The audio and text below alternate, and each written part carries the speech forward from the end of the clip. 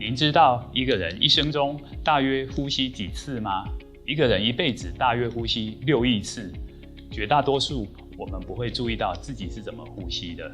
尤其是睡着的时候、专心做事的期间等等。各位可能有过这样的经验：平常好好的跑步一段时间后，开始出现上气不接下气的现象，逼得自己只能减慢跑的速度，或是改用走路的。这样是不是表示肺功能有问题呢？究竟一个人本来跑步会觉得有点喘，经过一段时间的训练后，原本喘的程度感觉明显改善的话，是因为肺功能进步了吗？还是其他方面改善呢？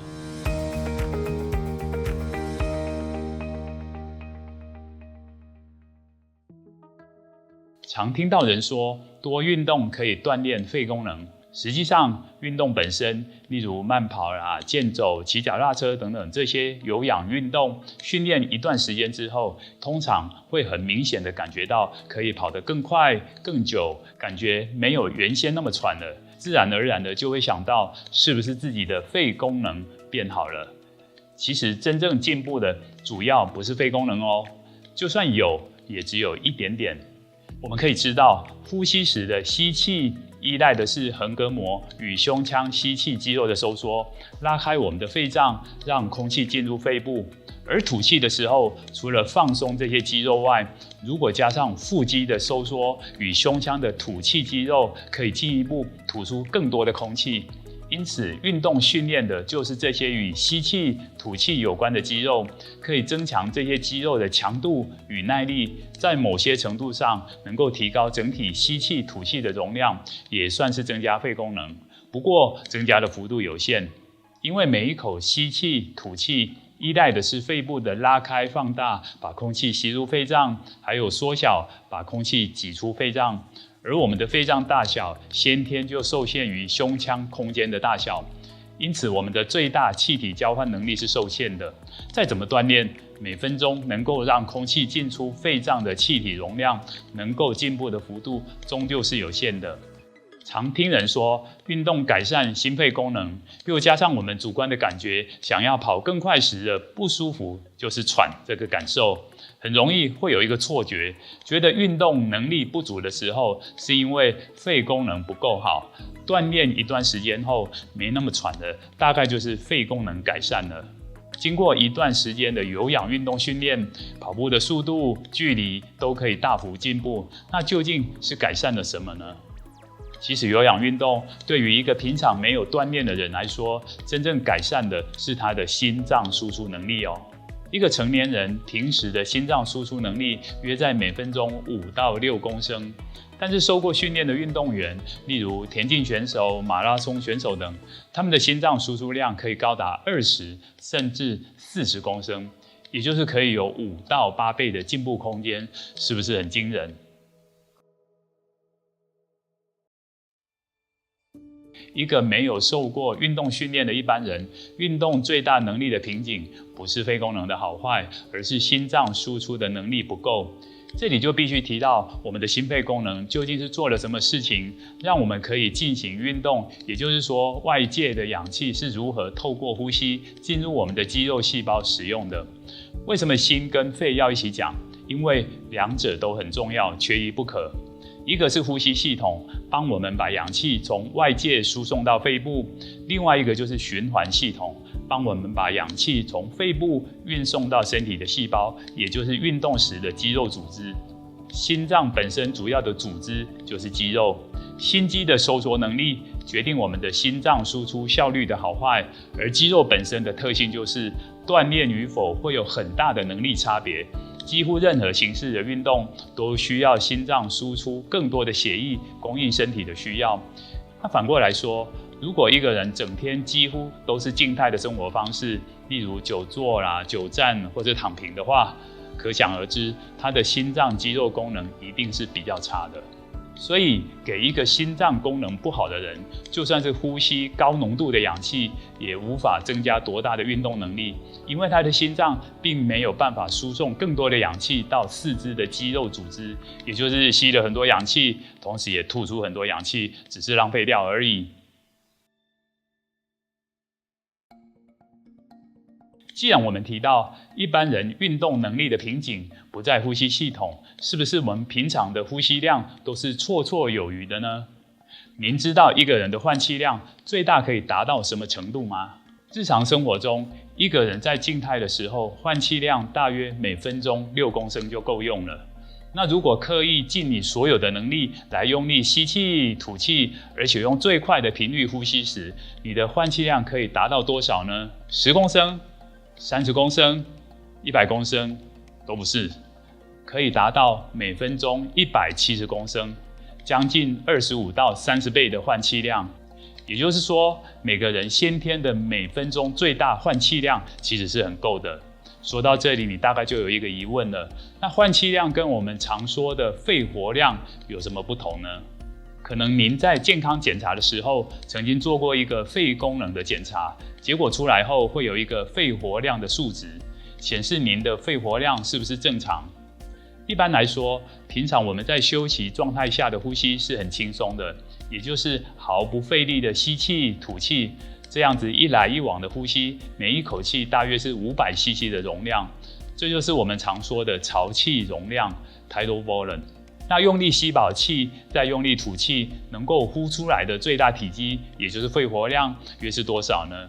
成年人男性大约4000到5000cc， 女性大约3000到4000cc。这个数值受到几个因素的影响，例如年龄、身高、性别，还有不同的人种之间也会有稍微不同。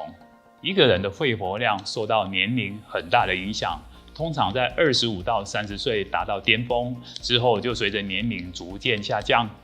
另外，大家也可以想象得到，身高越高、体型越大的人，自然肺活量也就越大。如果把我们的肺活量乘以每分钟的呼吸次数，以最快的频率来呼吸，例如1分钟35到40次，这样的话，4000多 cc 乘以每分钟40多次的呼吸，的确可以达到每分钟170公升的换气量。比起平常休息时只要6公升来讲，多了非常多。各位应该都听过过度换气吧？一个人在过度换气的时候，他的吸气、吐气量已经超过身体的需要，二氧化碳被呼出的太多，大脑中的二氧化碳就会过低，血管收缩，所以会感觉头晕啊、手脚发麻，这已经是太厉害的呼吸量了。为什么我们的运动能力瓶颈是在心脏输出量，而不是在每分钟的换气能力呢？老天爷为什么把我们的身体设计成呼吸的能力绰绰有余，心脏输出量却有这么大的落差？我们可以这么说，原始人类在很长的一段演化时期以来，慢慢发展出长期奔跑、寻找食物、躲避危险的生活方式。比起其他的动物，人类也许力气不够大，速度不够快，跳得不够远，也无法飞行在空中。但是一个最大的长处就是能够长距离的奔跑，跑到猎物精疲力竭为止。或许这样的瓶颈是针对现代人类才是如此，因为以车代步的现代人已经不需要像几百年前的人类经常需要长距离走路奔跑。无形中，我们的心脏能力就可能处在一直没有被开发的阶段。多数人终其一生，并没有机会让他的心脏接受足够的训练。难怪我们的运动能力的瓶颈会是心脏输出量，而不是呼吸能力的。通过比较现代运动员，例如长跑者、划船者的骨骼特征与古代人类的骨骼，研究人员就发现，古代人类为了满足日常需求，可能经常进行大范围的运动。另外，一些古代农业社会的女性的骨骼也显示出与当代精英女性运动员类似的强度。这表明他们的日常劳动量非常大，相当于现代人眼中的专业运动员一样的活动量。回到一开始的问题，运动可以改善肺活量吗？或许应该把问题改成运动可以改善喘的感觉吗？因为运动改善的是我们的心脏功能，所以跑不快觉得喘，常常不是肺功能不足哦。关于运动会觉得喘这个议题，还有更多需要考虑的地方，我们会在之后的影片跟各位讨论。在今天的影片最后，我这边提供3招，让你可以自我评估并改善运动能力的做法。第一招，评估自己是否能够轻松顺畅地使用鼻呼吸的方式运动。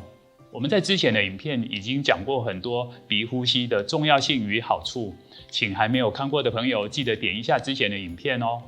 在这里我们要强调的是，如果您无法好好使用鼻呼吸来运动，就更容易出现一运动就觉得喘的错觉。因为我们的大脑在运动一开始的一瞬间，就会把换气量提高到原本休息时的2-3倍。这个时候，鼻腔狭窄的人更容易塌陷，甚至必须采用口呼吸来应付。而我们真正气流进出的主要感受在鼻腔，而不在口腔。因此，即使口呼吸的气流足够，那种主观上呼吸不顺、觉得喘的情况还是免不了的。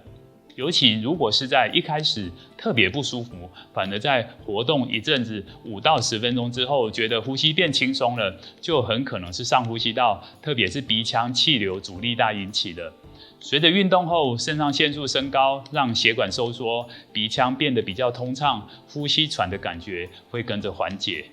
第二招，开始少量多次的进行有氧运动锻炼，观察自己运动前后的感受。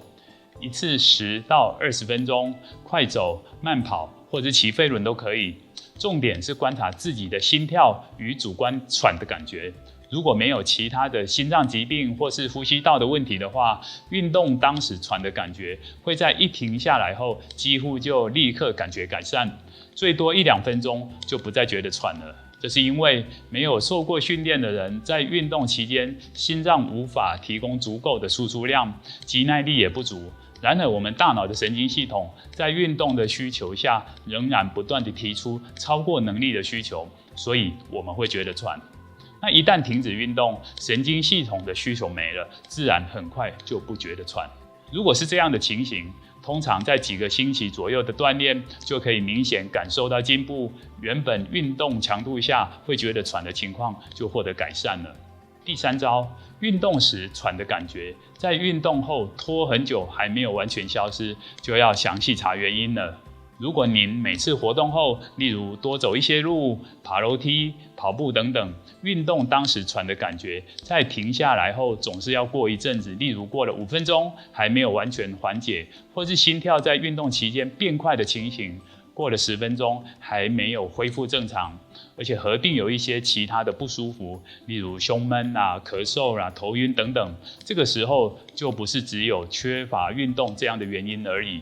很可能您的心脏功能或是呼吸道的换气能力已经有一定程度的问题了，千万不要忽视这些身体的警告。许多发生遗憾的问题，通常就是在出现这些现象的时候，总是根据过去的经验安慰自己，可能只是太累了，休息一下就好。其实如果没有心肺功能的问题，就算是太累了、睡眠不足等，也是运动一停下来就不会觉得不舒服，不应该有持续的症状哦。其实这也是提醒大家，平常维持规律运动，除了锻炼身体，运动本身也是一种持续评估心肺功能有没有异常的重要方法。今天的影片就到这里。运动对健康与睡眠的好处已经讲很多了，今天我们用另外一个角度来探讨运动与心肺功能之间的关系，透过运动当中喘的程度与变化方式，了解自己的心肺功能与如何开始锻炼的观念。之后的节目我会继续分享更多让你能呼吸顺畅、睡个好觉的影片，请有兴趣的朋友按下订阅，并且开启小铃铛。我是刘恩的医师，愿你用呼吸和睡眠找回自我疗愈的原力。我们下次影片见，拜拜。